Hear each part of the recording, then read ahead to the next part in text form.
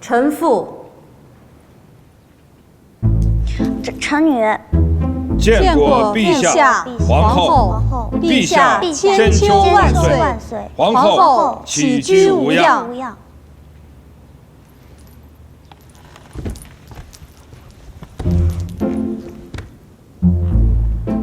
免礼，赐座。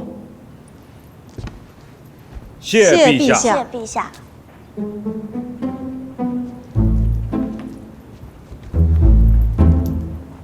你瞧什么呢？这灯可真大，我从未见到盖得如此精致的房子，第一次见，很难不喜欢。哦。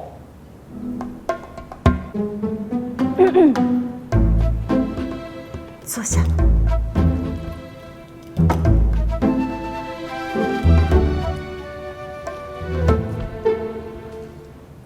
陛下宣召臣以家眷，臣以家见，不胜荣幸。哎，常爱卿不必多礼啊。之前你委曲求全，以娄家退去了卿士，朕还不曾嘉奖于你和你的全家呢。何将军满门忠烈，为国尽忠，臣全家对其伟德感佩至极。自要满足何将军临终之言，不曾委曲求全。过谦了，陈爱卿，这奖啊，终究还是要奖的。那个是爱卿之女吧？是啊。过来一些，让朕和皇后好好的看看你。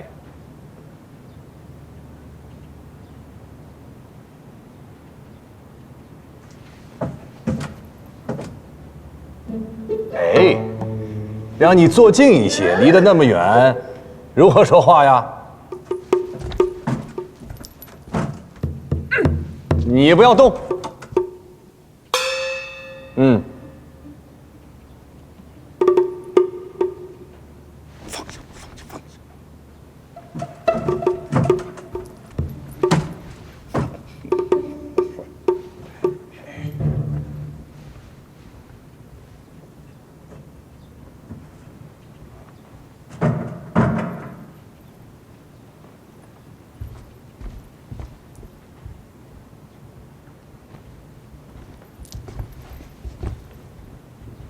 陈家娘子，你闺名是？我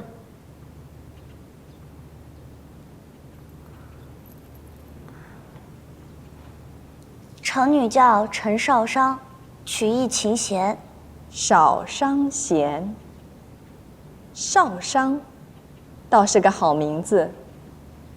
今年齿龄几何？我已经过了及笄好几个月了。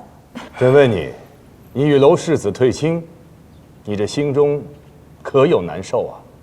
回禀陛下，难受自是难受，不过我家不曾想毁约，只是知道此事不得不为。此话怎讲？小女子在书中看到过这样一句话：天地不仁，以万物为刍狗。数月前，我在家书上任的华县，看到兵祸后民众的惨象，所以小女就想，正是因为天地无情，冷漠看待世间，所以我们生而为人，更应该仁义为怀，互助互勉才是。若只是为了自己的得意而不顾他人气息，此乃禽兽所为。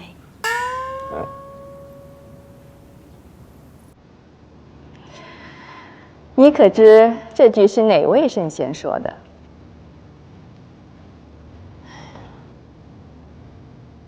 孔曰成仁，孟曰取义。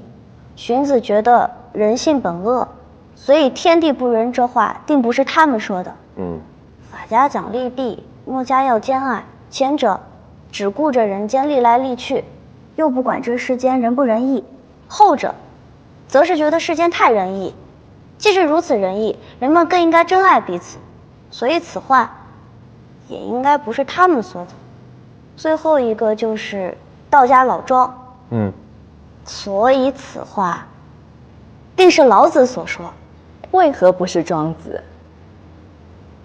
因为阿母让我看的《庄子书卷》，我不曾看，不知道里面写了什么。你倒是猜对了，但这意思却不对。天地不仁，以万物为刍狗，不是把万物当成猪狗冷漠无情之意，而是说天地对待万事万物都是一样的，一切顺其自然。这句话原来是这个意思啊！是啊，陈爱卿，厉害啊！你啊，教女有方啊！不敢不敢，都是内子教的好。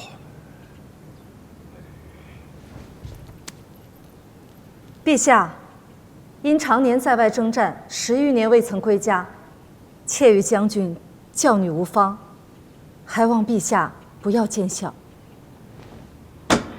少商，你父母为了国事耽误了你的学业，余见你甚是聪慧，陈将军和陈夫人只需略花心思，定能把你教好。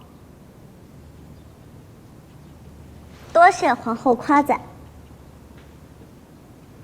皇后，你长得好美啊！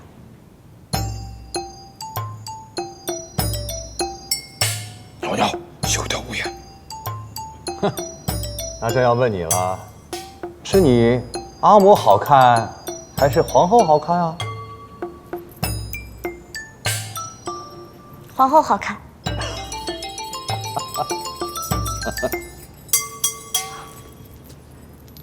陛下，小女不懂规矩，今日初见皇后，言语冒犯，还请陛下恕罪。皇后恕罪。无妨无妨，朕觉得这孩子呀，率真、坦诚，倒是有趣啊。对了，两位爱卿早起奉诏，应该不曾用膳吧？阿父阿母不曾用膳，我用膳了。我在车里吃了一个饼子，不过现下还是饿了。哦，你吃过饼子了？啊，好，那你们全家留下来，和朕一起共用午膳，如何？我看行。哦，你看行啊？好。启禀陛下，万将军进宫了，此刻正在崇德殿候着。好，朕便过去。两位爱卿，和朕一起过去和万卿聊聊天。是。翟敖带程家娘子去长秋宫偏殿稍事休息，晚些咱们再小聚家宴。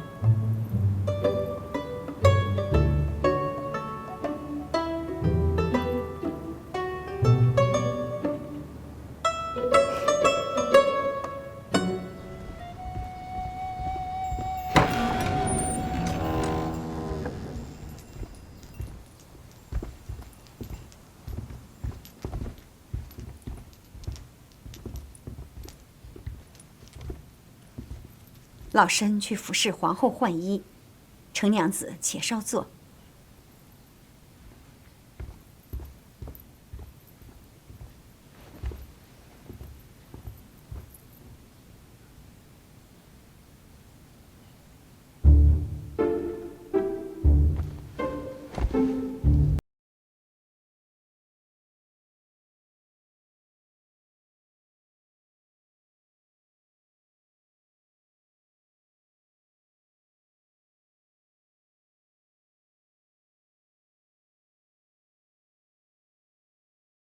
竟然是榆木做的，好生节俭。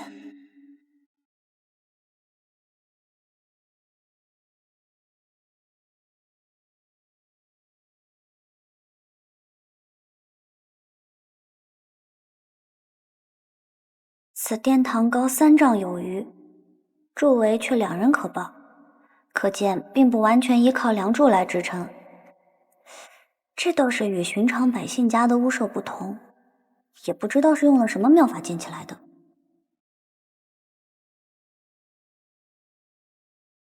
母后，五公主，皇后正在更衣。五公主，母后，他们竟说你与父皇有正式要义，苦苦拦着不放儿臣进来。你父皇本就有正室，于还能骗你不成？你身为公主，出身帝王家，自有熟读宫规，怎能进宫恣意喧哗？若被你父皇听去，又要重重罚你。父皇就是偏心，儿臣这公主还不如寻常人家女娘自在。你自出生就锦衣玉食，你父皇何曾亏待过你？锦衣玉食就不是亏待吗？母后也不缺吃穿啊，为何还整日愁眉不展的？还不是因为父皇眼中只有月恒和他生的儿女，朝内朝外何人不知，他月恒才是真皇后。放肆！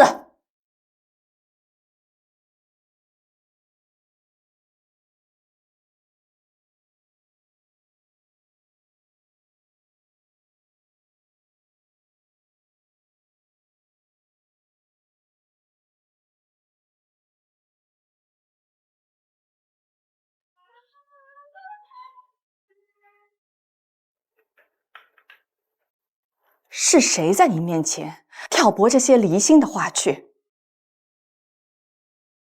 是儿臣府上的幕僚，他们一心为儿臣谋划，不曾挑拨。你一介女子，又无需治国平天下，用何幕僚？你即将嫁给岳氏，与这些儿郎来往密切，你让你未来君舅小岳侯作何想？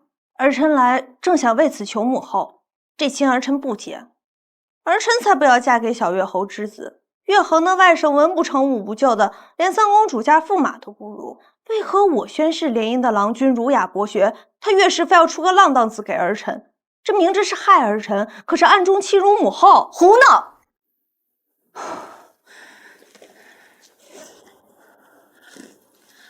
三公主曾心悦子胜，可在你父皇赐婚后，依旧心甘情愿嫁入宣室，你又为何不可？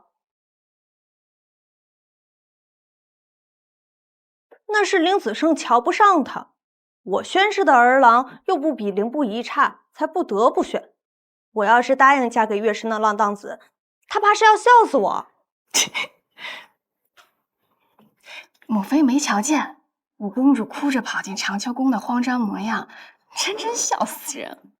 看来父皇果真铁心要将她嫁去舅父家了，真的是，他有何不满？娶一个如此骄横无理的心腹，说来还是舅父家吃亏。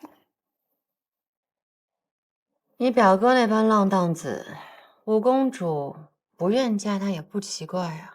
凭何不嫁？儿臣当年心悦子受，父皇让儿臣嫁与宣氏为妇，儿臣不也含泪嫁了吗？同为公主，同等联姻，凭何他想不嫁便不嫁？我劝你还是少白日做梦些。林子胜若是看得上你这般鬼模样，还至于令你父皇为他担忧多年吗？怕是能嫁他的女娘，早就能绕都城围一圈了。母妃，你怎如此贬低亲生女儿？不服呀？宣氏驸马有功勋傍身，非但家世清白，为人更是刚正不阿。你想想你那表哥，成日里花街柳巷的乱窜，哪个女娘肯嫁他？若是让你跟小五换个郎婿，你乐意吗？那小五满府幕僚呢？日日凑在一处，假称商议国事，实则背地里做甚，谁又知道？小五不乐意，不过是因为瞧不上岳氏。你少在这儿煽风点火。你自小在你舅父家长大，他定是没少在你面前挑唆长秋宫跟我岳氏的恩怨。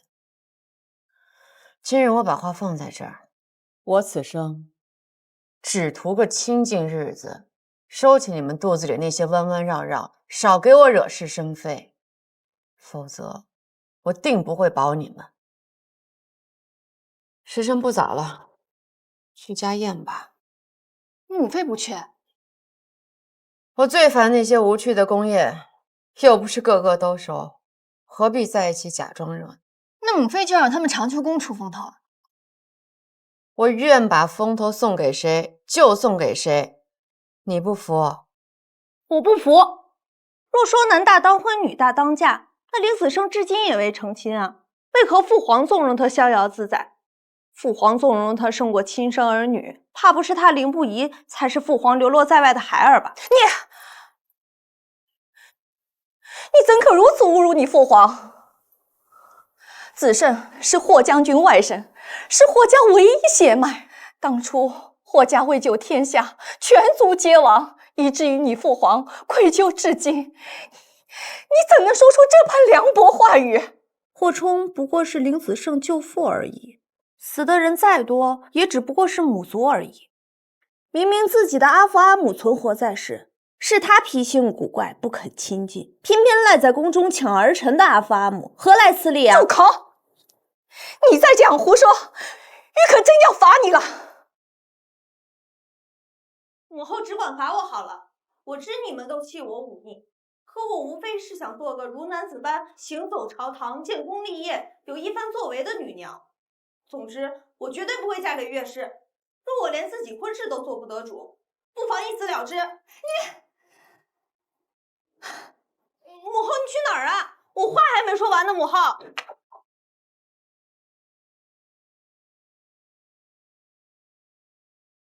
母后，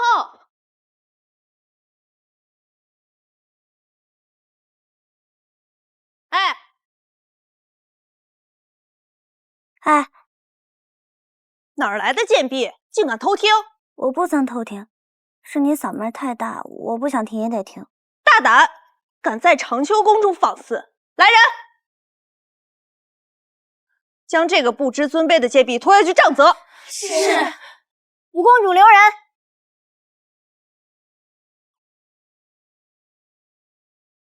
五公主，此乃曲陵侯府的程家娘子，首次进宫，不知晓宫中规矩。程将军乃新晋武将，孤城一役，立下赫赫战功，被圣上封为曲陵侯。圣上常说要善待功臣之后，还请五公主莫要与程娘子置气了。原是个军户之女，难怪如此粗鄙，不懂礼数，竟然厚颜无耻，胆敢在长秋宫中放肆。明日我便禀明父皇，处置你这贱婢。不，连同你父母一同处置，罢了他们军功，将你们全家都赶出都城。五公主消消气，何必与小娘子一般计较？圣上命奴婢带程娘子前往家宴处，若五公主不解气，再骂几句也可。只是耽误了时辰，就怕圣上怪罪。又拿父皇压我。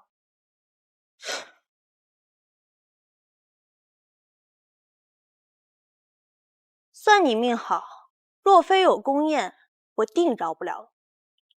宴席上最好小心谨慎些，莫要让我抓到把柄，否则让你们程氏全家赔罪。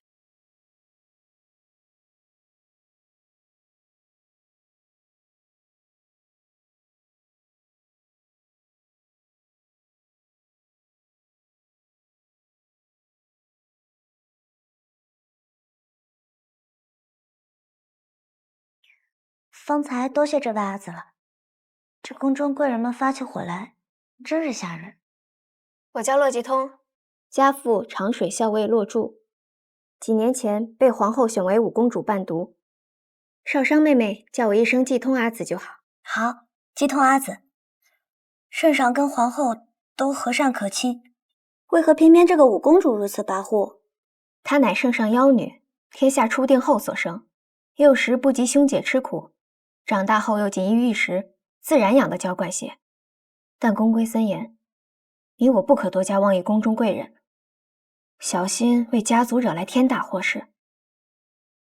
多谢继通阿紫提点，不过幸好我今后不会经常来宫里。哼，程娘子，随我来。建议你去马场看了，看了呀。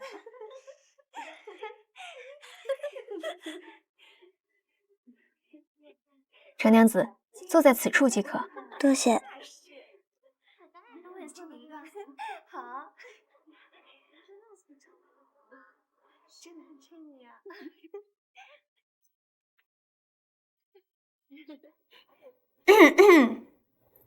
真是何人都有资格入宫宴了。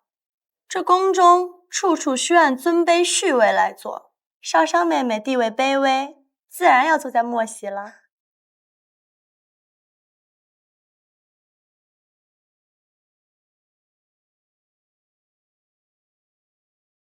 我若不来，这位置就是你的。你看你那样，还好意思说我？你敢讥笑于我？真是聒噪！长秋宫的人怎会如此不懂规矩？你身为皇后生女，也不怕让姨母丢了颜面？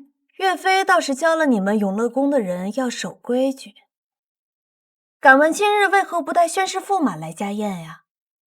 是三子与宣室驸马又起了争执，还是因为今日子胜会来，三子把宣室驸马留在府中了？五妹，与其操心他人夫妇房中事，还不如思虑你那一屋子面首如何处置啊！你若再不赶紧将他们驱散，只怕过不了几日，连都城人都知晓了。你今日家宴，各位都少说一句，也憋不死人。若还压不住，待会儿父皇母后来了，你们大可把现在的话当他们面说，看看臊不臊得慌。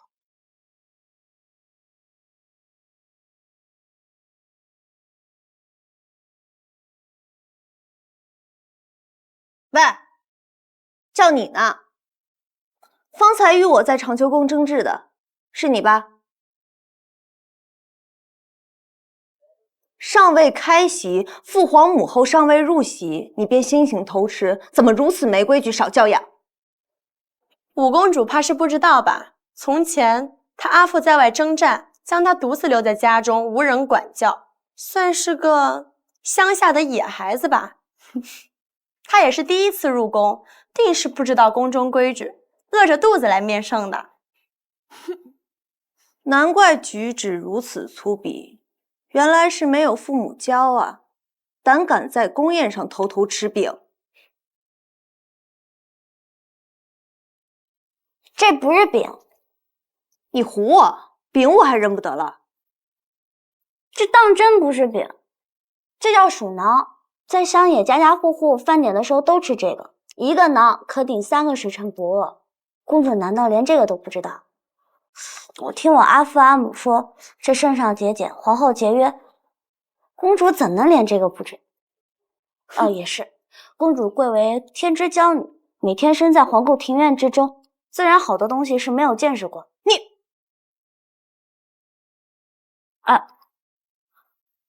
不舒服，我先去方便方便。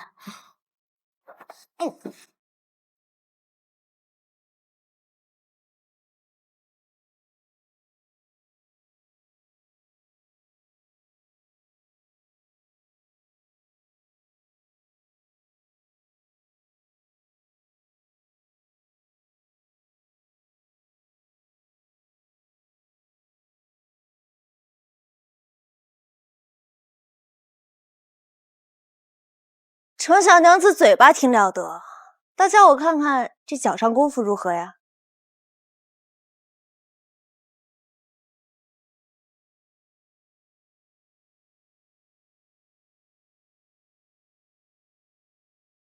有些人真是殿前失礼，行走蹦跳，仪态可笑啊！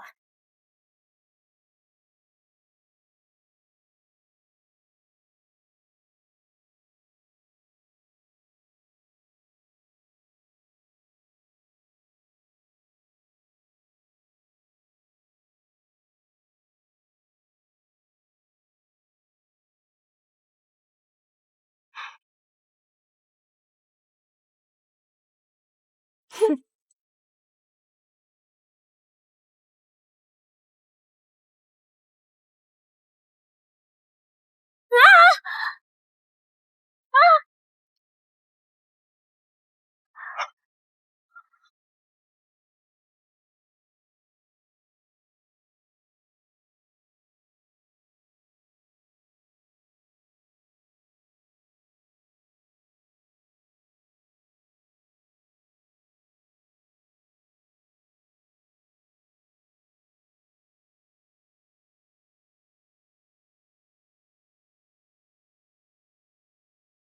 你们想干什么？我道是谁？原来是程家娘子救兵来了。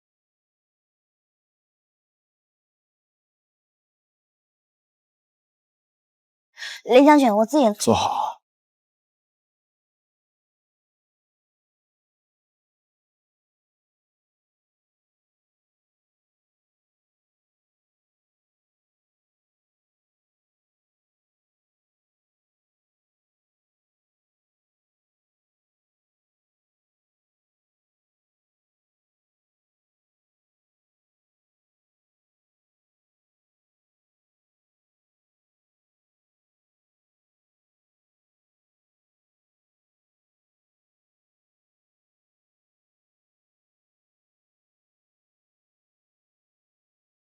林子胜，你这是何意？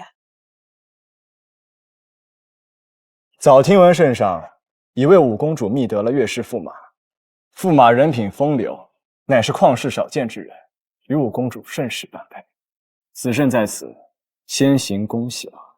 你敢笑话我？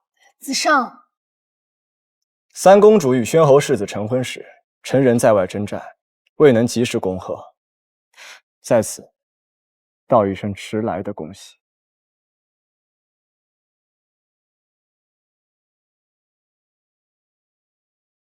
走吧。等等，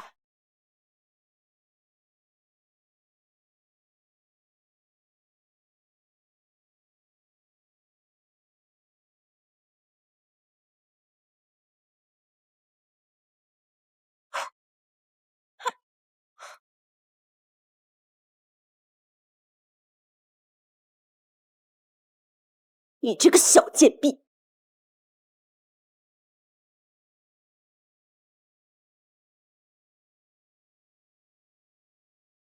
莫娘子，那程娘子似乎与林将军很是亲密呢。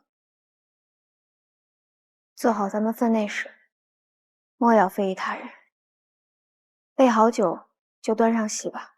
可是，以前皇后不是有意将娘子许给林将军的吗？休要耍此闲话。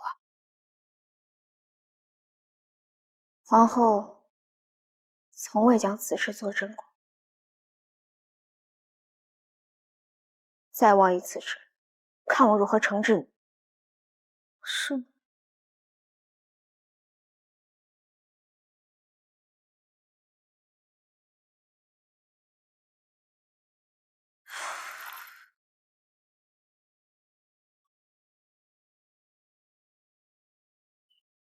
林将军这是作何？为何不放手？拉来扯去的只会更难看。你难道想我们在宫中被人看笑话吗？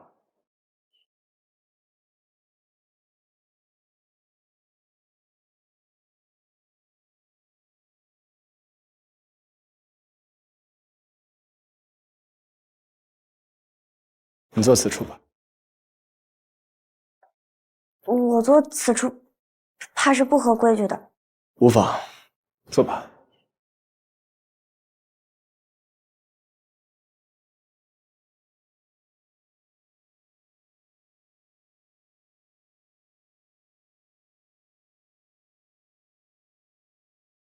如今宫里行事愈发不讲规矩了，连一个小女娘都可以坐在皇兄身侧。皇兄，你真是好脾性啊！三弟莫要吓着人家，这是家宴，本就不必太过拘束礼法。再者，是子胜带他坐在这儿的。皇兄此言差矣，以小亏大，治家稳而无章，何以治国？窈窕淑女，君子好逑。既坐在此处，总要通明吧？哦，我叫陈少商。哦，你便是那个刚与娄氏退婚的程四娘子啊！哎呀，容貌甚好啊！我若纳了你，你我便是家人，家人坐在此处，便不算坏了规矩。两位皇兄。是吧，五弟啊，你就是太长情了，才让父皇屡次训斥。怎么，坚决不改，是吧？五殿下不必惦记了，少商他已经有亲事了。哎，子胜欺我啊！这满都城中，何人不知程楼退亲之事？是啊，所以现在我可以娶她了。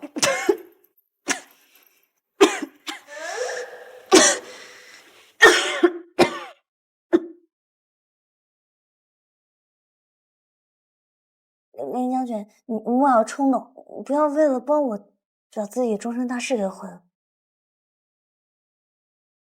哼，怕是子胜和皇兄待得太久了，气势不若从前凌厉，竟连一个小女娘都敢违抗你的命令。陛下到。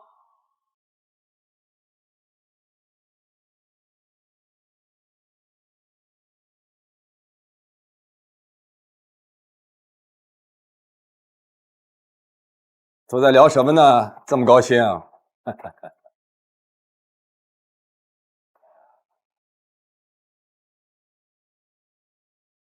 行程家宴，不必如此拘束。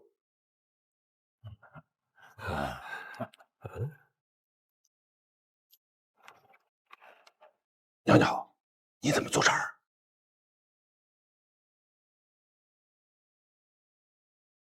陛下，此事你这是？臣请您代行长辈之职，向程四娘子提亲。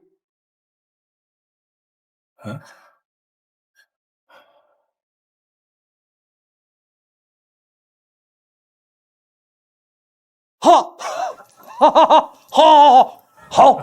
哎呀，好，朕还以为这件事啊要拖许久呢。如此说来，那就是今天定下来啊。程爱卿，来，程爱卿，子胜10岁起呀，就养在朕的跟前，如亲子无异啊。今日朕暂代复职，向爱卿你啊提亲。程爱卿，意下如何？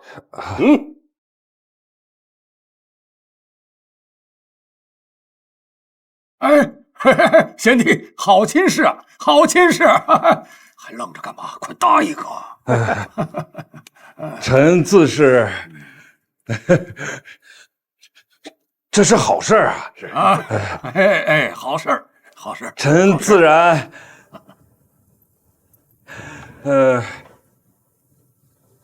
此亲不能接。啊？请陛下收回成命。陈夫人，你这是对子胜有何不满啊？内子对将军怎敢有不满？将军少年英雄，将军少年英雄，是我家小女少商，配不上林将军。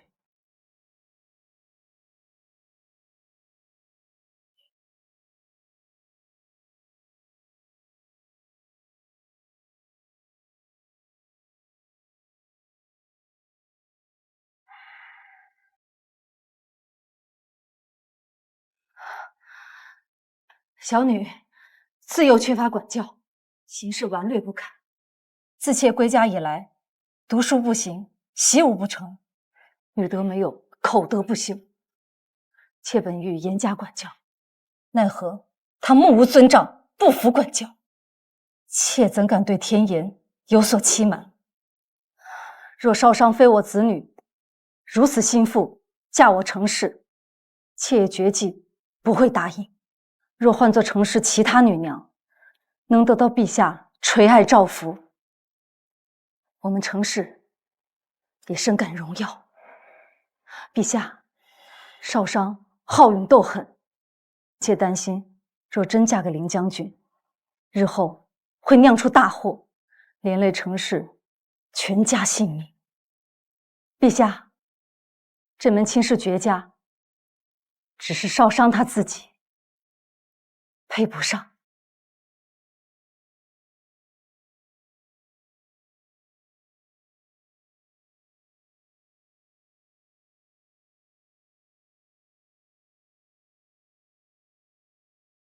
程爱卿，陈夫人所言当真吗？此事不怪小女。臣与内子征战沙场时，将她留于家中，难免疏于管教，是我们父母失职。自古家丑不可外扬，妾也想给小女留些颜面，怎奈她委实不堪重用。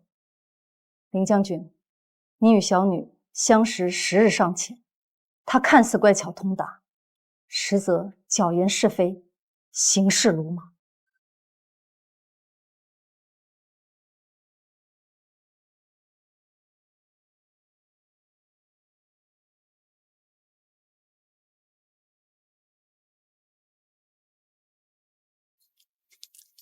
陈娘子，你认为你自己真的如你母亲所说那般，如此不堪吗？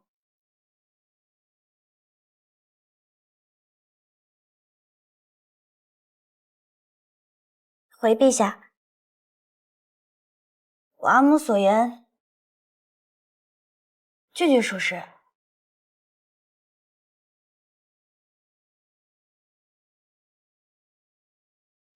臣女这般品行，连自己阿母都瞧不上的人，如何配得了天人之姿的林将军？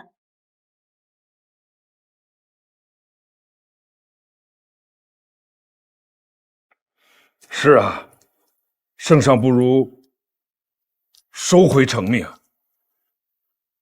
你说什么？想不到啊，真想不到，竟然会有人为不嫁子胜，将自己的亲女贬得一文不值。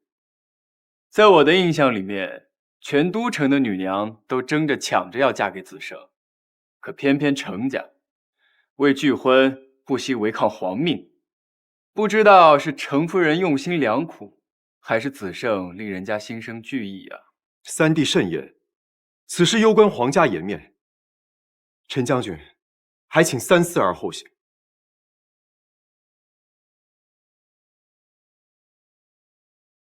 那个，要是不嫁凌不疑的话，嫁我也行啊。这个程娘子与我倒是挺配的，她粗鄙不堪，我放浪不羁，我俩才应该是一对儿。说什么呢？混账东西，有你说话的份儿吗？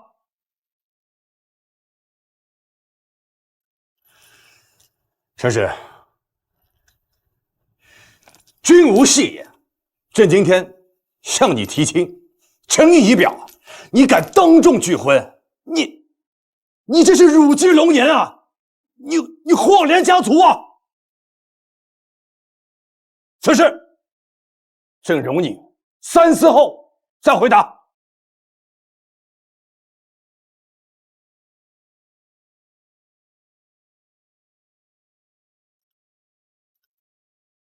臣违背圣意，罪该万死。臣愿辞官，携妻女离开都城，绝不碍陛下眼。只是臣女高攀不起林将军，还望陛下成全。放肆，陈氏！你这是拿辞官来逼朕吗？来人呐！陛下，陛下息怒，陈将军也是一时情急，容他们再想想。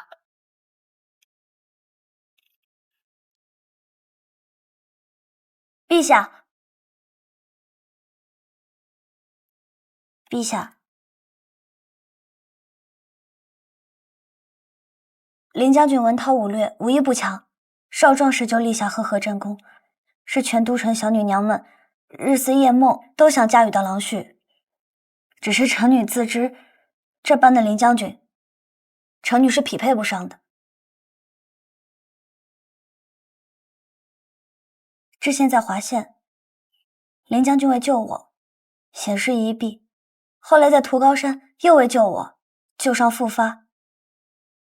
他对我恩重如山，只是今日突然提出要求娶，真当是令臣女还有家人有些措手不及。但有一件事，我阿母做得对，便就是如实相告，臣女的确是如阿母所说那般，粗鄙不堪，又经常惹是生非，不懂得体谅父母，更不会顺从郎婿。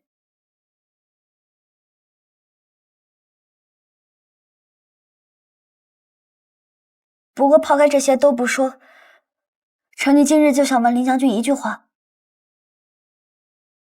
林将军，你日后寻得的心腹，自然是比我好个千百倍。我这人自幼倔强，不服从管教，更不会听你的话。这样的我，你还想娶吗？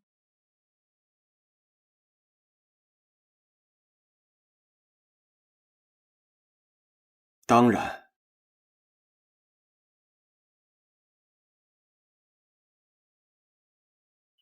我从不知自己在你眼里原是这般的好，想必你也不知，在我眼里，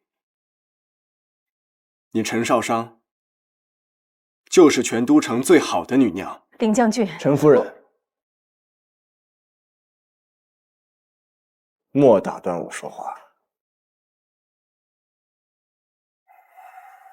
世人都说，娶妻当娶温柔贤淑之女。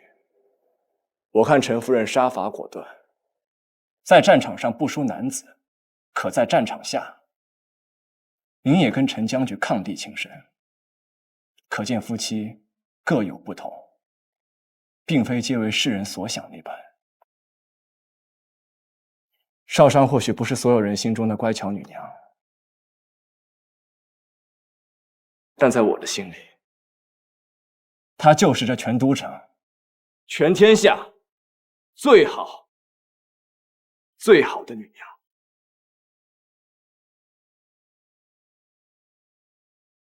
她天真果敢，敢爱敢恨，是天底下最能与我并肩同行之人。子胜此生，非她不娶。好，说得好。陈娘子，既然此胜一决，你呢？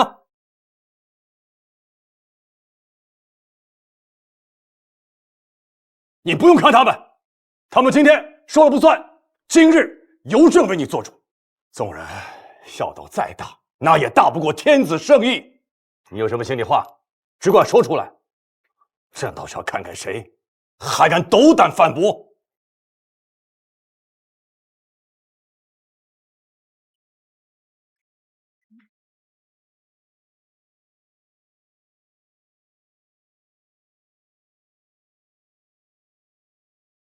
臣女无需他人决断，只听自身。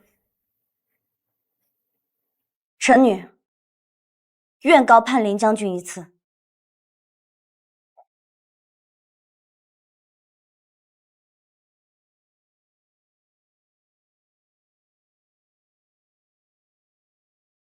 哎，哈哈，好！哎，陈娘子啊，这桩婚事可是你自己亲自应承的，一诺千金啊！日后谁要是再敢反复，朕定责不误。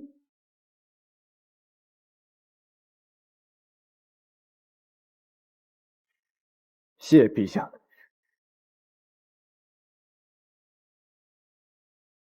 谢陛下恩典。好。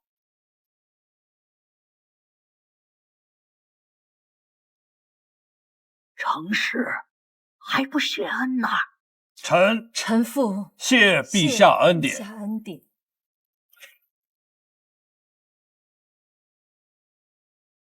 好了，行了，都起来吧。哎，来人！哎，又怎么了？陛下啊，是义昌郡主八成是听到林将军定亲了，昏过去了。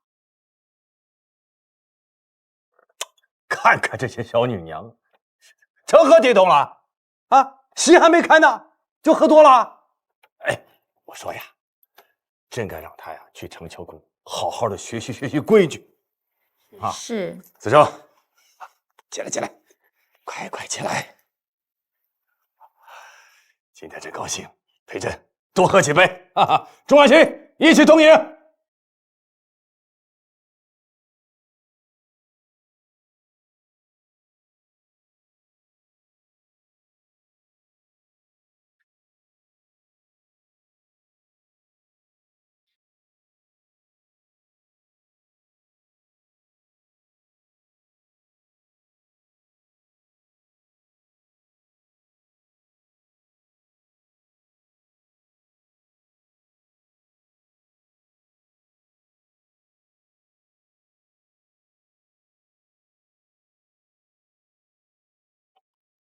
跪下！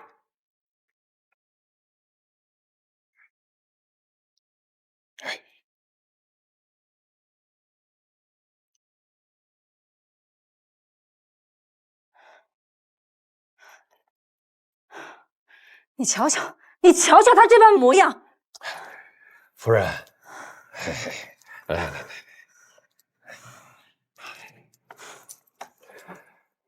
今天太过惊吓，别说是他，我上一时回不过神来。他受惊吓，我看他今日威风得很啊，当众允婚，连圣威都丝毫不惧啊。进宫前，阿母嘱咐了许多道理规矩，可这规矩里没有一条是抗旨不遵。放肆！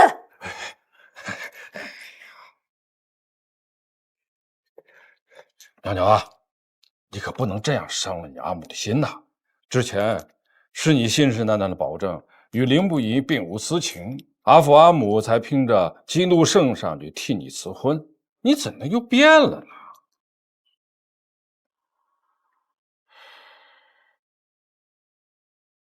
之前我要嫁与阿瑶，阿母就不满意，总在我面前提凌不疑。如今凌不疑当真是求亲了，阿母还是不满意。阿母究竟是不满意我择的郎婿，还是不满我这个女儿？哎，娘娘，你不要误会你阿母的苦心呐。论水深，那城阳侯府比之娄家有过之而无不及。当初凌不疑的阿母霍君华，身为霍冲的亲妹妹，曾是何等的风光啊！如今你看一看，又是怎样的下场？你何苦趟这个浑水呢？凌不疑的阿父阿母究竟发生过何事？我从未听人提起过。你连人家家里水深水浅你都不知，就谈婚论嫁，活该你将来吃苦受罪。阿母不想说也就罢了，反正我嫁与的是凌不疑，又不是凌不疑的阿父阿母。城阳侯府究竟如何，我也不是那么想知晓。并非你阿母不说，只是此事说来话长。当初霍冲将军在圣上危难之时，以一座孤城拖住了立地20万的敌军。破城之后，霍家、何家死于围城屠戮，霍夫人和凌不疑也失踪了。城阳侯啊，便续弦迎娶了寄住家中的表妹淳于氏。谁知俩人成婚不到1年，霍夫人竟携着凌不疑寻了回来。可朝中的文武大臣不是最心疼忠烈遗孤吗？他们为何不让这个城阳侯休了淳于夫人，再与这个霍夫人破镜重圆？再者说，阿父啊，霍家满门都为国捐躯了，论功绩来讲，远远都胜于何家满门。城阳侯家世与娄家不同，淳于氏与汝阳王妃交情匪浅，怎能轻易休妻呀？汝阳王妃，这名儿听着怎么这么熟悉？豫昌郡主的大母。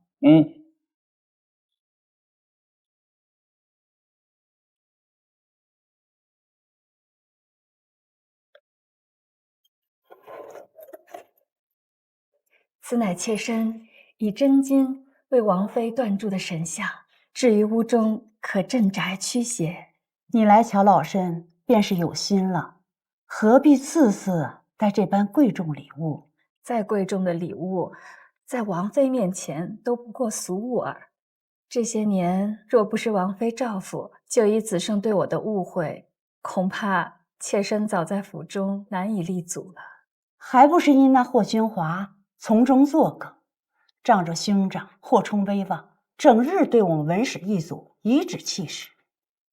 你就不同，你贤惠体贴，又体恤幼老。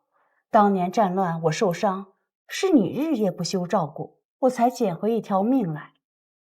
终究是我对不住姐姐。什么叫对不住？全天下人都以为他死了，侯爷别娶，又何错之有？即便没死，他失踪2年，又遭逢兵荒马乱，那谁知路上是否失掉贞洁？你提出以他同为夫人，可那霍君华尤为不知足，还整日对你喊打喊杀。你腹中孩儿就是这样受惊吓才没的，到如今都没有子嗣。可那霍君华还整日装疯卖傻，挑拨你子胜的关系。待豫昌嫁为子胜，我定让豫昌多劝服他。大母，如今全城的人都在看我的笑话，你可要为我做主啊，大母！郡主，别怪李裴大夫，以后请得才小过于杀。哎呦，我的心肝！你这是在闹什么？大母，全都承认东芝大夫心意灵不一，可他近日去曹州向程四娘子提亲，我究竟哪里比不过程四娘子？我哪里比不过她？竟让她如此羞辱！谁是程四娘子？竟也配跟你比？哎呀，就是之前在府上与王娘子打架，后来又与娄家定亲的那个程娘子呀。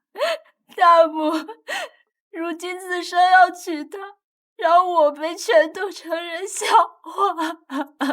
郡主请安心，那个程娘子败德损行，我与侯爷都不喜欢她，这亲事肯定成不了。我这就去找侯爷，让他寻子胜好好谈谈。哎呦，快起来啊！来，看我们孩子委屈的，不哭啊！不哭不哭。什么程娘子？我与你阿母都觉得城阳侯府是虎穴龙潭，所以才拼死拒婚。娘娘，或许你觉得阿父阿母的言辞刺耳，但我们的确都是为你好。娘娘，淳于是不好相与，只是其一。更令我与你阿父担心的是那个林不疑。林不疑可不比楼瑶，心性坚定，想好的事情他一定是要做的。偏偏是你也是如此的执拗，两个这么硬的人能够结为夫妻吗？今后如果你们有些争执，谁会让步啊？我和你阿父可护不住你的。我自然知晓他不好相与，那你还应下婚事？阿父，女儿可有其他选择？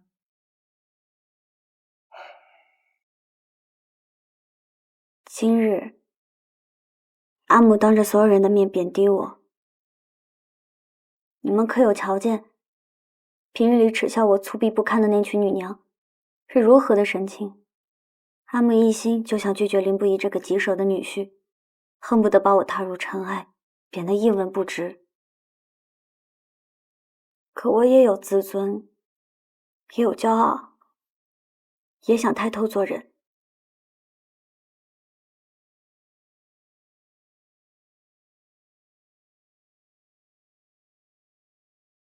阿母，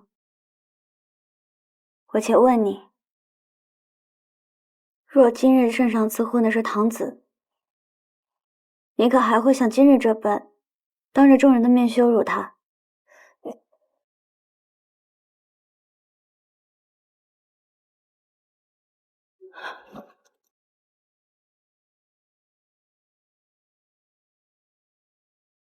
若是泱泱，我根本无需这般操心。哎呀，怎么就扯上泱泱了？娘娘，你阿母并非有意贬低你，只是若不这般说，如何收服圣上啊？即便阿父阿母的言辞不当，伤了你，你也不要拿自己的终身去赌气呀。我并没有赌气，女儿认真想过了，我这脾性是改不了了，无论是嫁给谁，阿母都不会放心的。既如此，不如早早嫁人，阿母也能早些安心。你可知世道艰难，女娘若是嫁错郎，便是一生的不幸。嫁错人一生遗憾，只是我一个人的不幸，也好过抗旨不遵，满门遭殃。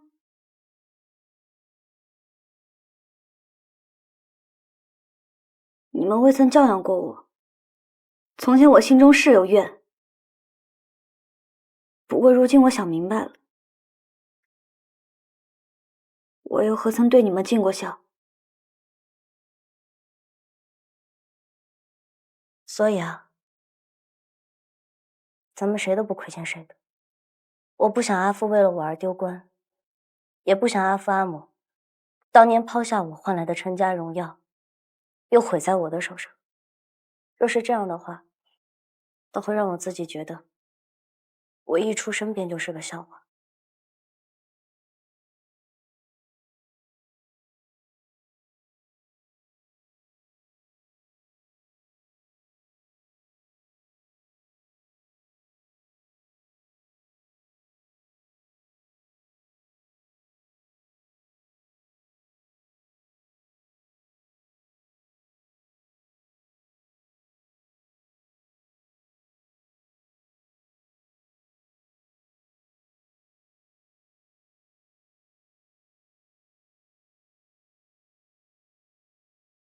阿父阿母，这门亲事是女儿自己定下的，落子无悔。无论前路如何，女儿一人承担，绝不祸累家族。好，好，阿母不阻你的前程。你要想嫁给那林不疑，阿母成全你。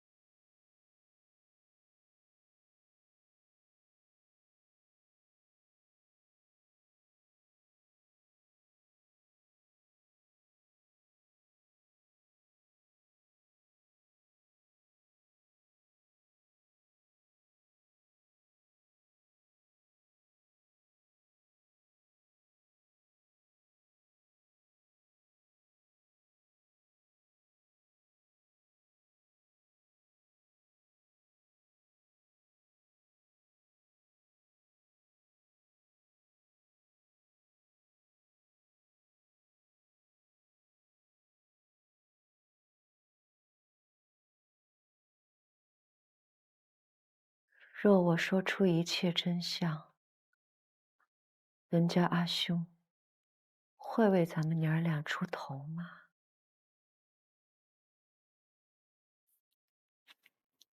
孤城的真相，孩儿已经查得有些许眉目了。古往今来，善恶皆有报。阿母放心，作恶者终将得之以罚。对，那坏人还活在世上，你一定不要放过。阿母，孩儿要娶新妇了，所有苦难终将皆成过往。我们甘父将至。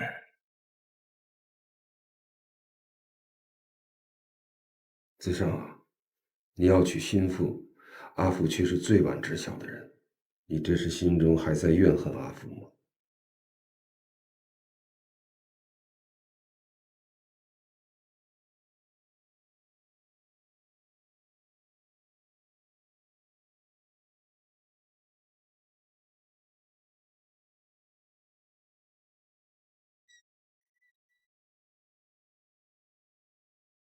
少主公，侯爷说有要事，定要见少主公，属下不敢相拦。莫怪他们，都是为父的过错。听你阿母说，今天你当众向程娘子求亲了。我阿母常年待在杏花别院，不可能告诉程阳侯这些。不知程阳侯说的又是哪位？子胜，我知道你心中有气，但是不能拿自己的亲事赌气啊。程家区区新晋武将，在朝中毫无根基，对你毫无帮扶之力。那程娘子更是声名狼藉，这门亲事对于你全然无益啊。都城之中，谁人不知？豫昌郡主心悦于你，无论人品、相貌、家世、门风，汝阳王府怎么也比曲陵侯府好上许多呀。城阳侯嫌当年靠夫人裙带攀附汝阳王府还不够，如今还希望靠我的亲事换得锦绣前程吗？城阳侯大可放心，我不会因为心中怨恨任何人，去赌自己的婚事。你不怨恨阿父，阿父心里很宽慰，但只是那程氏。若城阳侯心中还有一丝愧疚之心，就请立即离开这里。我阿母曾经说过，她所见之处，不想有你。我这人从来不委屈亲人，所以只有委屈城阳侯了。阿喜，送客。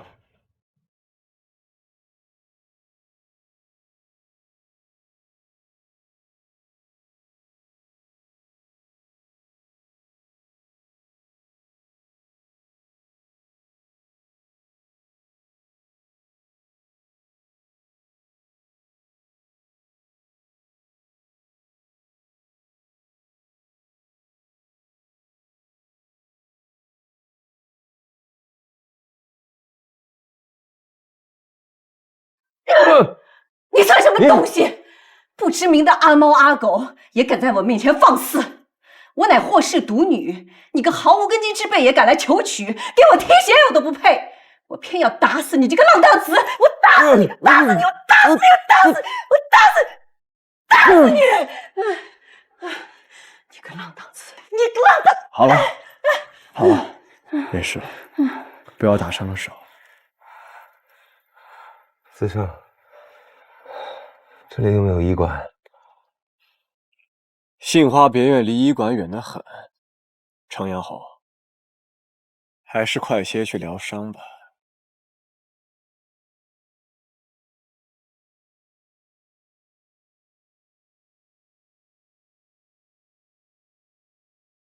义军，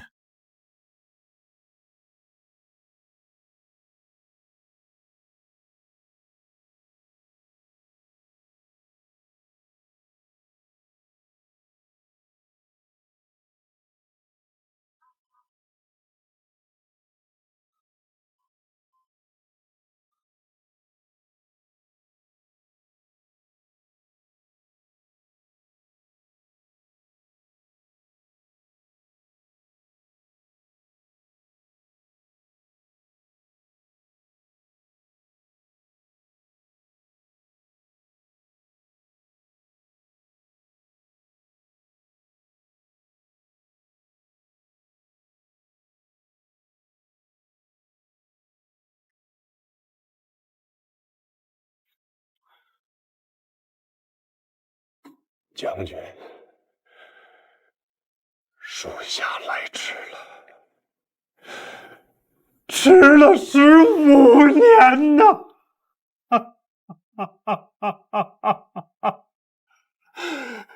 属下对不住你。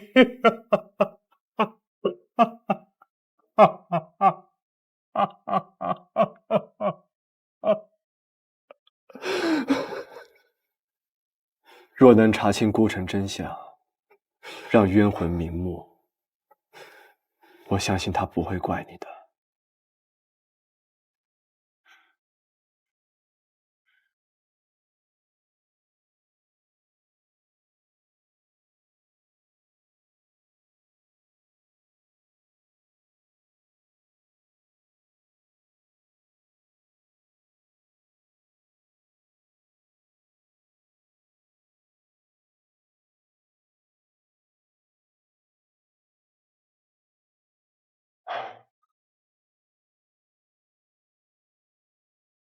少主公，属下近些时日一直在找寻当年小月侯麾下义士的下落，终于让我查到了个军医，他如今早已改名换姓，正隐居在那城郊西村。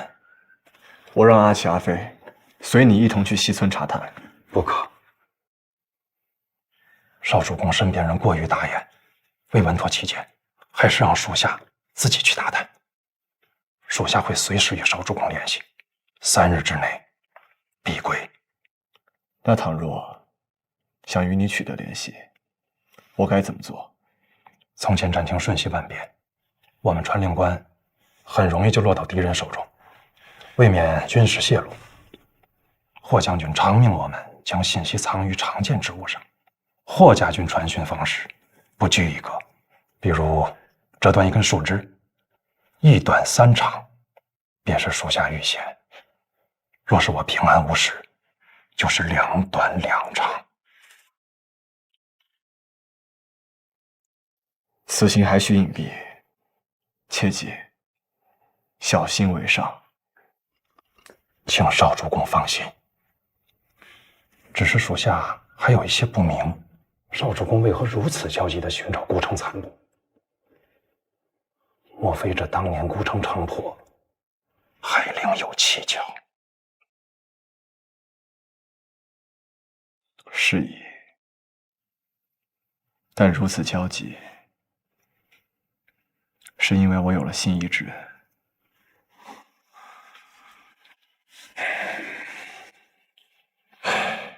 少主公如今年少有为，将军若还在世，定会感到欣慰。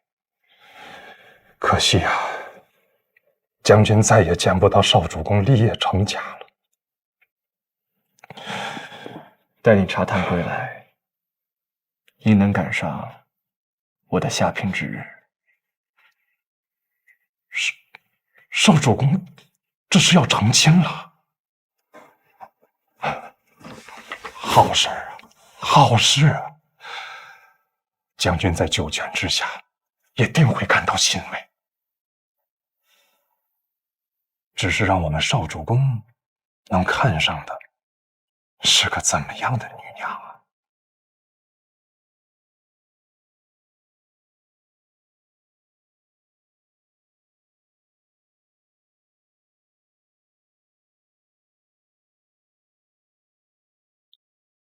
她是一个非同寻常的女娘，像我这般被困在过往之人，本该孑然一身。但倘若一路艰辛里，同行之人是她，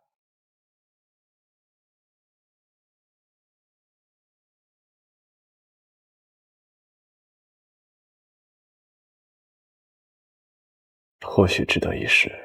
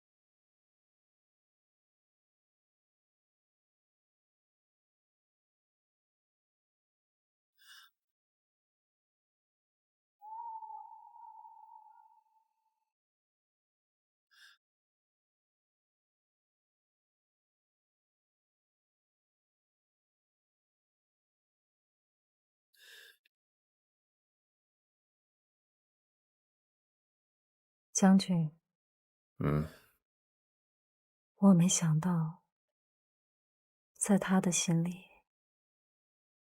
我比那个林不疑还要可怕千万倍。夫人千万别这般想。娘家还小，不懂咱们为人父母的一片苦心。那日夫人的话虽然委屈了他，但也情非得已。你莫气他了。是他莫要怨我才对啊。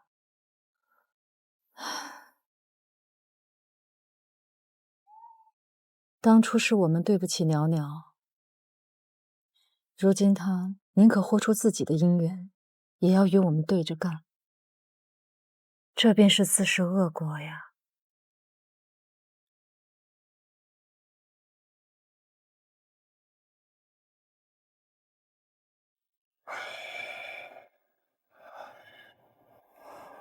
袅袅与夫人一样，都是嘴硬心软之人，有倔强不肯低头，说话总是往最伤人处说。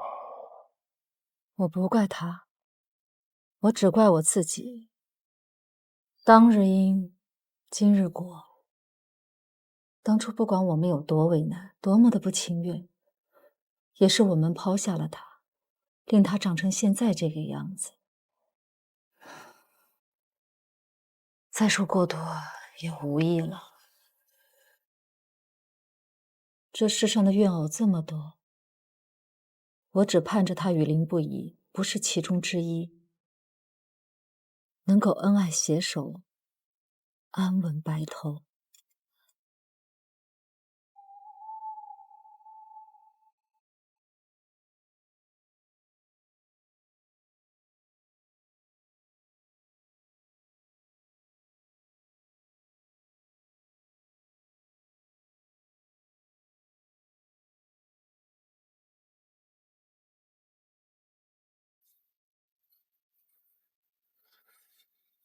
明日楼河两家大婚，阿木与孩儿一起去吗？旁人成亲与我何干？你自己去便是了。那孩儿的亲事呢？阿木，吴氏搜罗的适婚女子画像，阿木可一一考量过。你已成人，婚事可自行做主。若看中了哪家的心仪心腹，劳烦你阿父去提亲便是了。那阿母呢？他人父母操心子女亲事，恨不得事事安排。为何阿母从不关心孩儿将来会娶怎样的宗父？自己的事情自己做主，难道不好吗？在阿母心中，可是觉得孩儿的婚姻之事不算大事。待你再年长几岁，你就会懂得，在你眼中天大的事，不过是别人心中分文不如的蝼蚁小事罢了。在这世间上，能靠自己的，不要假手于人。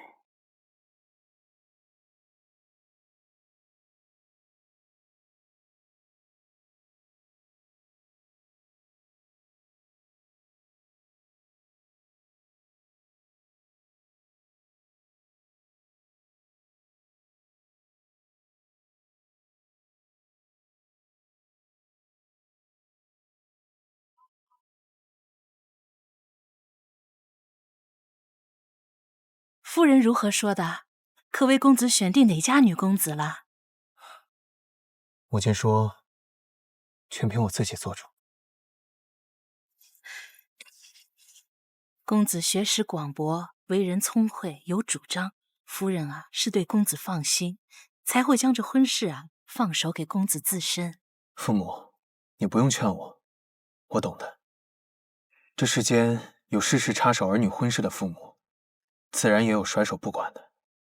我羡慕他人有父母干涉管教，他人或还羡慕我无人约束呢。公子说的他人是谁啊？无谁。这世间谁人不是既可笑又可怜呢？你公子，你公子快起来了！林将军来府上了。大清早的，他在孟府上做什么？女公子，你忘了，今日楼河两家大婚，林将军特意过来接你一同去。这会正在九锥堂等着你呢。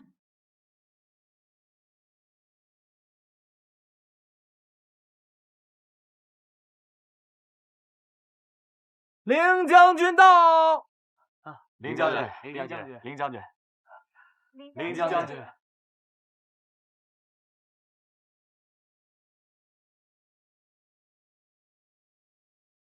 林将军。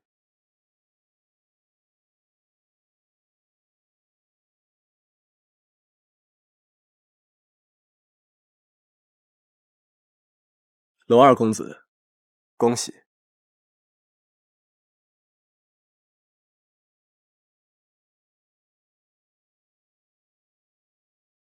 阿瑶，祝你和昭君阿紫永结同心，百年好合。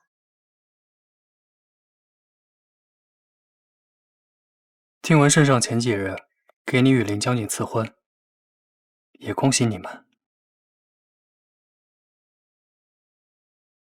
少商君换郎婿倒是快呀，才几天功夫，就定了他人。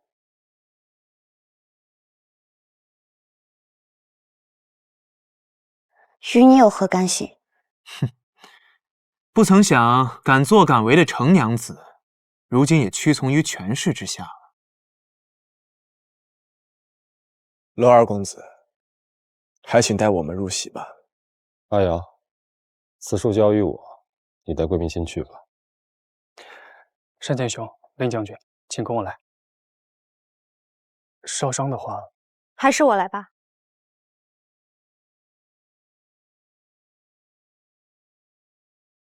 阿耀，我来领少少妹妹去女眷处吧。少商，走吧。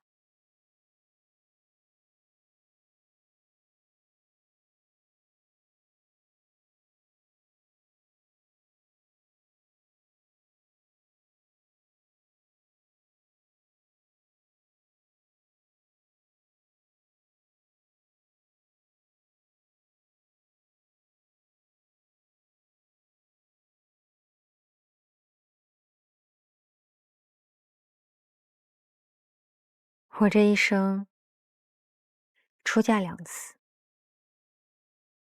第1次喜袍加身，家破人亡；第2次热笑成婚，不能吹打鸣金，竟连个灯笼都不能挂。幸好还有些宾客能撑下场面，只是我没想到你也会来。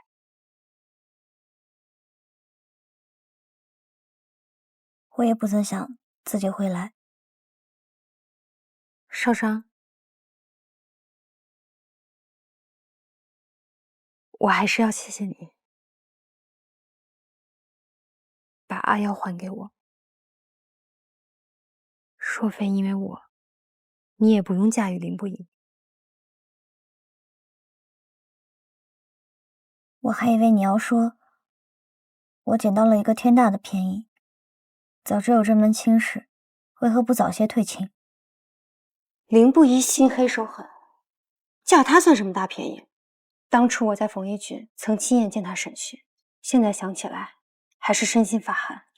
按说他养在圣上身边，万事由他，怎的身上戾气这么重，像身负血海深仇似的？那不是戾气，那是杀气。他是将军，狠也狠对了地方。你这般维护林不疑，看来你们也并非毫无感情。我当初年轻气盛，不懂得看人。经过此事，我才明白，男人美貌倜傥又有何用？要心地柔软、温厚才好。至于你，也算半个厚道人吧。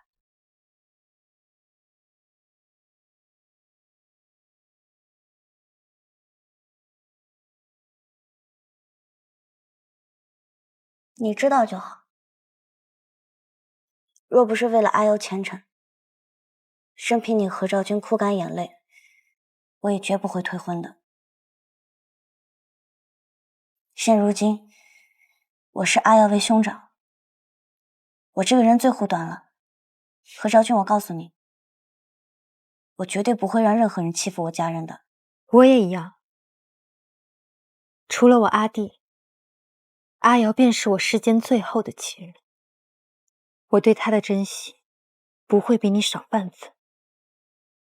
我与他日后会越来越好。希望你与林不疑也一样。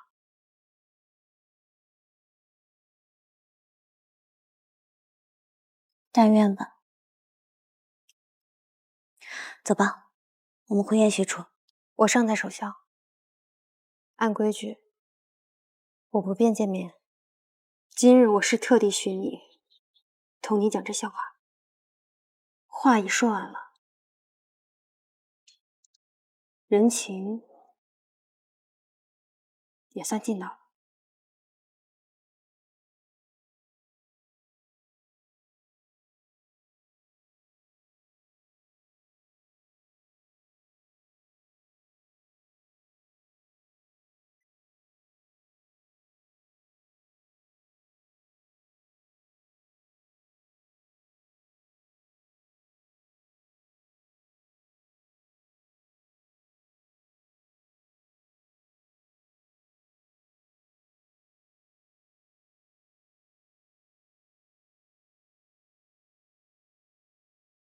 两位兄长，这边请。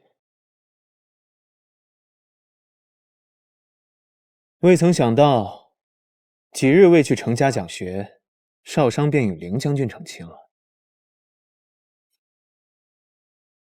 日后程家的功课交给我便可，不必麻烦袁公子。不过若袁公子赋闲家中实在无聊，我也可引荐公子入室，省得天天盯着女娘们的婚事。不必了。恩师黄甫仪已见我入朝，日后我与凌将军便是同僚了。凌将军放心，我若是闲了，定会去找凌将军的麻烦。啊，不是麻烦凌将军。哼，不麻烦。待我与少商成亲的时候，定请袁公子来喝杯喜酒。说到喝喜酒，上个月我还以为今日喝的是少商与阿瑶的喜酒，可见这亲事一日未完婚，便是一日做不得数啊。袁公子先是任陈氏教习，现如今又来打听我与少商的亲事，若不是知道你眼高于顶，怕不是会猜想你对武父是否有非分之想。哼，程少商此人从不屑男欢女爱，他只会经营算计。我平生最看不惯拿婚姻算计的男女，对他更没非分之想。哦，那这么说的话，袁公子只是针对在下了。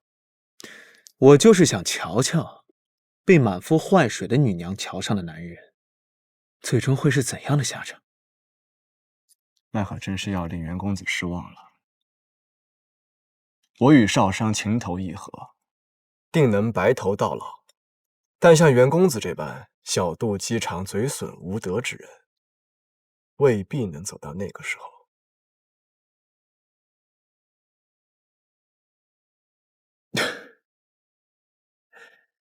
凌将军，我一文官，必定比你武将命长。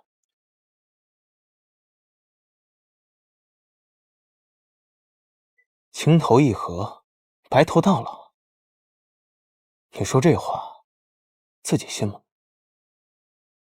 两位兄长别吵了，在我看来，少商是天底下最好的女娘。闭嘴！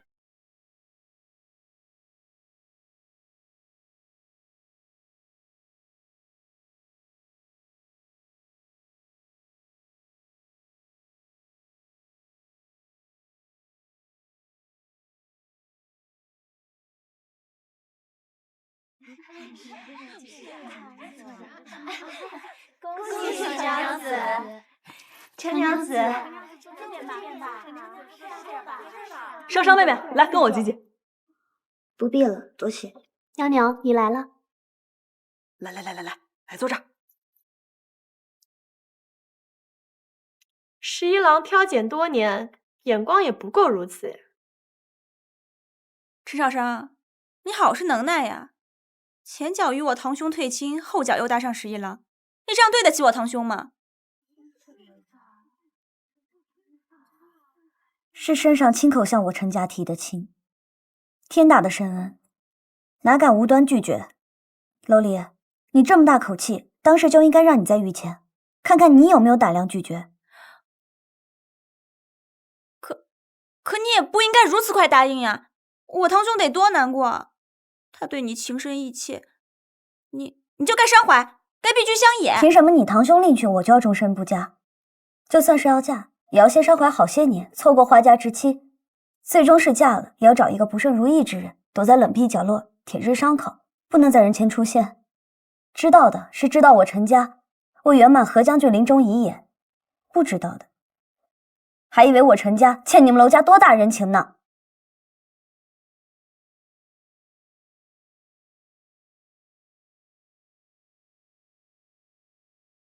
楼离，你若想让我瞧得起你一回，大可将你方才说的那些话当着你阿父阿母的面再说一遍，看你阿母抽不抽你耳光。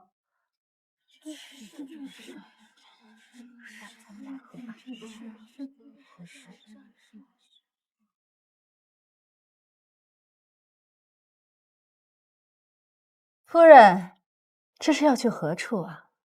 小女娘间的玩笑罢了，谅也不会闹到你我面前来。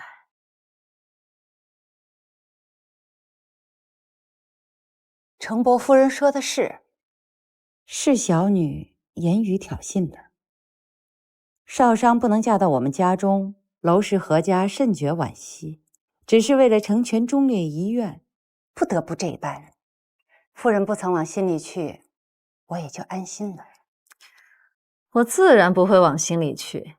我家得圣上亲赐十一郎，这么好的郎婿，夜半都会笑息，又怎会心生怨怼呢？凌将军能陪少商来娄氏参加婚宴，着实令人心中钦佩。即便胸怀再大度的儿郎，也不会陪心腹来前未婚夫婿家参加婚宴。只是不知凌将军对少商是无情无心呢，还是他压根儿就不顾及自己的颜面？多谢各位到访，请。多谢二位。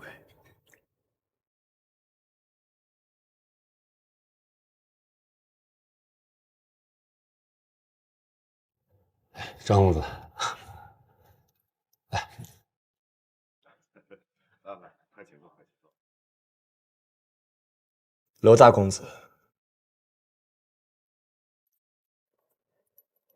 若非你博闻强记，会下冯一俊于途，此役只会更艰难。圣上示下论功行赏，你立此大功，日后当身居高堂。阿瑶能够迎娶昭君，这就是圣上对我们娄氏的最高恩典。身为何将军的亲家，娄家能够助凌将军夺取冯一俊，这原本就是分内之事，怎敢再贪功呢？阿奔啊，你说是也不是啊？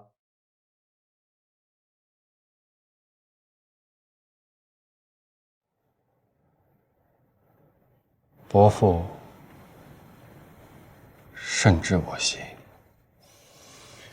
林将军，我半生散漫惯了，只喜周游天下，不易入仕，怕是要令你失望了。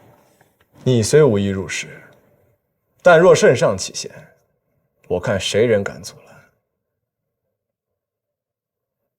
娄大公子，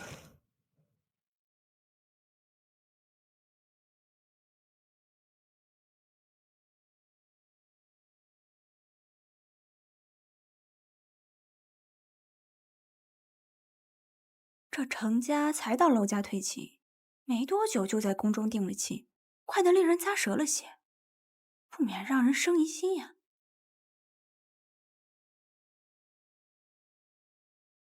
这陈少商与林将军是否早就有私情啊？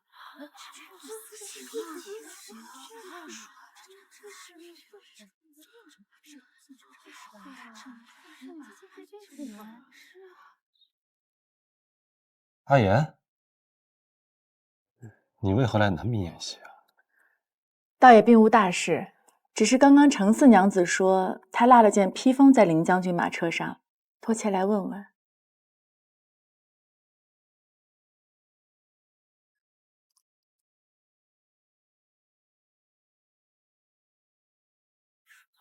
有私情啊！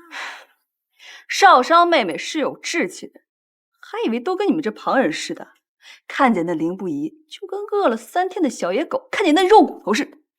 可惜人家凌不疑看不上你们呀。诸位，想必你们也认识凌不疑时间不短了吧？可是人家也没向你们提亲呢。我们都是老实的闺中女子，行端坐正，哪像有些人妩媚做作，卖弄风情。林将军是伪丈夫，哪里懂得这些鬼祟阴私伎俩？怕是受了蛊惑。王良，你在血口喷人？我没有。哎，儿子，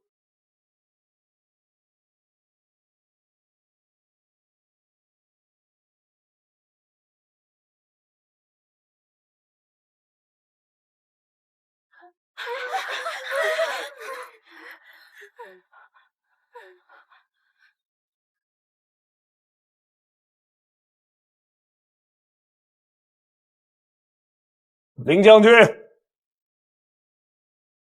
今日乃是我娄家的大喜之日，你这是何意啊？我行至何处，黑甲卫便跟至何处，向来如此，无意冒犯。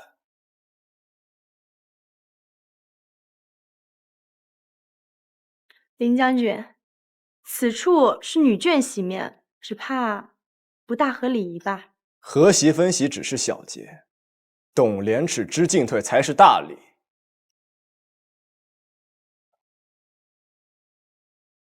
好，既然王娘子说我不合礼仪，那我今日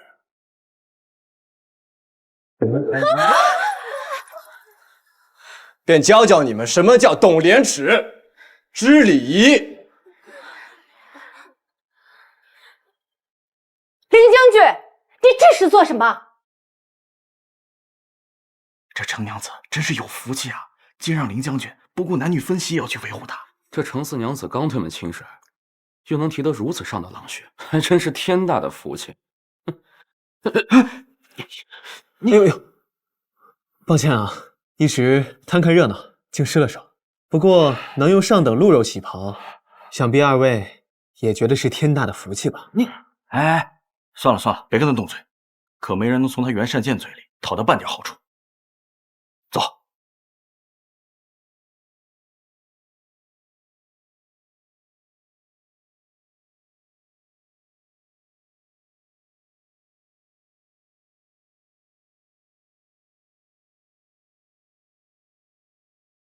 陈夫人，方才王娘子说在下不合礼仪，如今长辈们看着，也算是合理了。如此甚好，林将军思虑周全。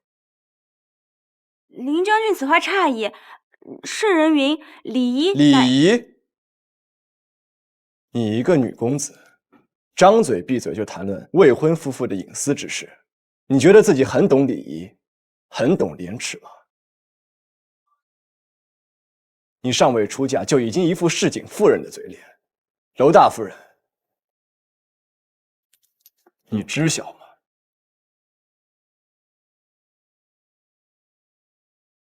王娘子方才提到狐媚风情、卖弄做作，你可知上个月五皇子赠予我一对美妓，你兄长王龙见后垂涎3尺，我便将2人送与了他。可谁知不过几日，你阿父又将其笑纳。狐媚风情，卖弄做作，这夸赞的可是他们2人啊！你，与其整日琢磨如何攀污我家心腹，不如回家好好想想，日后该怎么称呼这2位美姬？是敬为阿嫂呢，还是敬为阿母呢？林不疑，你。